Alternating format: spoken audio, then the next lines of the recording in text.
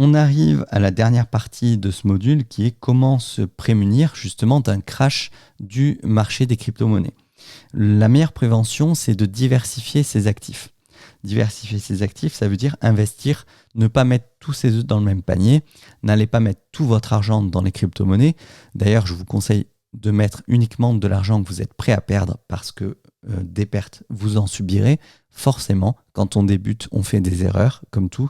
Moi, je fais cette formation pour essayer de vous partager les erreurs que j'ai faites et de limiter vos pertes, mais ne partez pas du principe que vous allez forcément gagner de l'argent.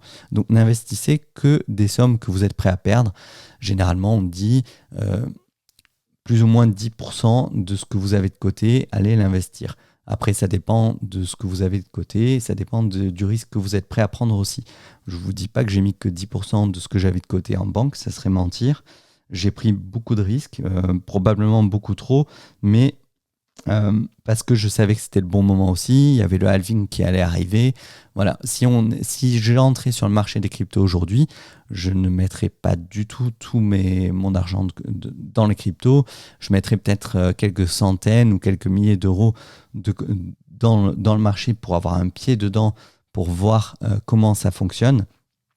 Mais je ne mettrais pas tout comme j'ai fait en 2020. Donc diversifier ses actifs, ça peut être dans l'immobilier, bien entendu, puisque l'immobilier, quand même, au long cours, c'est un investissement sur le très long terme. Ça peut être dans les métaux précieux, l'or, l'argent, les métaux précieux, pardon, l'or et l'argent.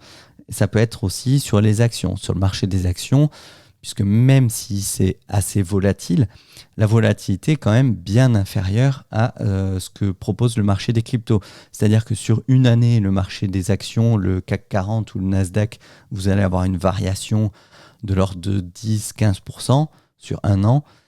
Sur le marché des cryptos, c'est ce qui arrive chaque jour en fait. Hier encore, le Bitcoin, il avait fait, je crois, moins 8%. Voilà, ça fait un peu mal. Mais on a eu au mois d'avril, il y a eu un jour où le Bitcoin a fait moins 30%. Les altcoins, c'est-à-dire les autres crypto-monnaies autres que le Bitcoin, vous allez entendre le terme de altcoin, c'est-à-dire des jetons alternatifs. Généralement, quand le Bitcoin fait un moins 30%, les altcoins font moins 60%.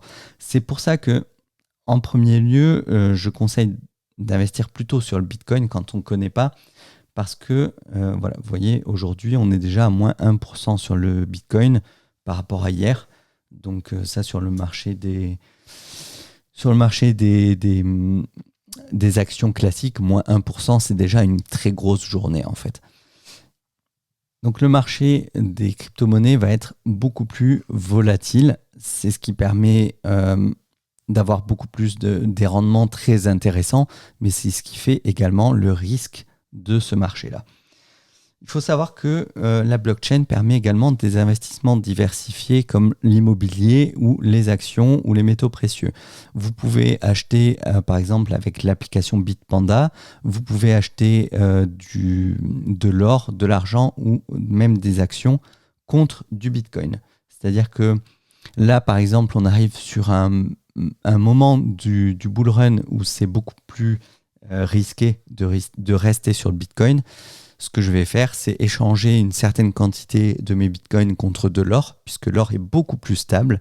Et comme ça, si le bitcoin vient à chuter, même si le dollar chute à cause de l'inflation, puisque je serai sur l'or, j'aurai une valeur monétaire qui sera beaucoup plus stable. Et ensuite, je pourrai revendre cet or contre du Bitcoin une fois qu'on sera sur un marché un peu plus stable. Une fois que la baisse sera, le gros de la baisse sera passé, qu'on va avoir un marché qui va commencer à se stabiliser, à s'aplatir, à ce moment-là, je vais re-rentrer sur le marché des Bitcoins. Et c'est comme ça que je vais gérer mon risque et que je vais essayer sur le long terme d'accumuler plus de Bitcoin sur mon portefeuille. Voilà, on en a fini avec le premier module. J'espère que ça vous a intéressé.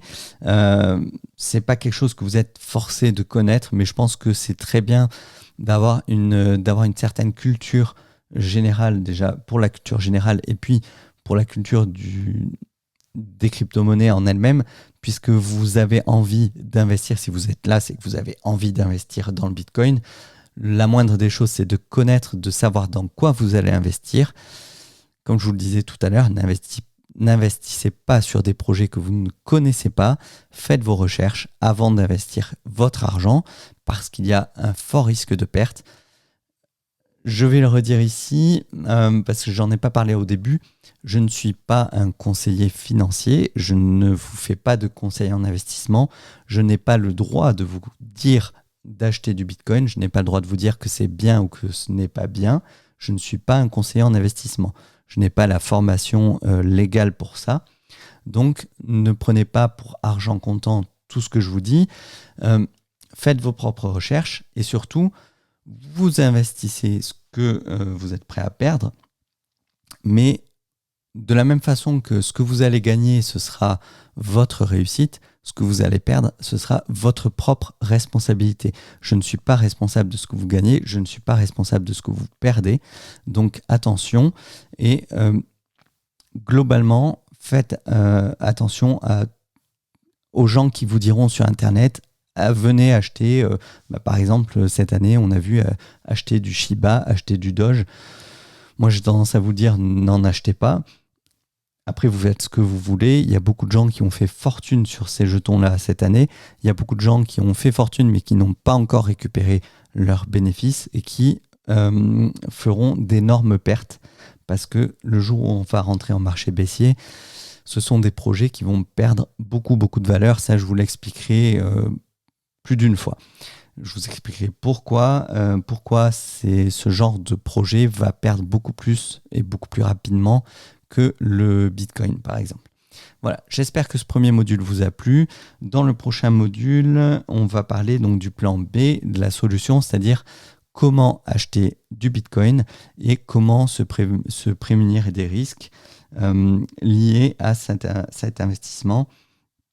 Je vous dis vite fait, je vais vous expliquer pourquoi vous perdrez forcément de l'argent et comment obtenir plus de profit que de pertes, comment investir même avec de faibles revenus, le secret du mindset des crypto-millionnaires, comment ne pas paniquer quand le cours s'effondre, puisque ça arrivera encore, une stratégie qui m'a permis d'offrir un beau cadeau à mon père en partant de $100, lui offrir un portefeuille qui en vaut 1500 aujourd'hui, et comment investir même quand on est dépensier, comme c'est mon cas.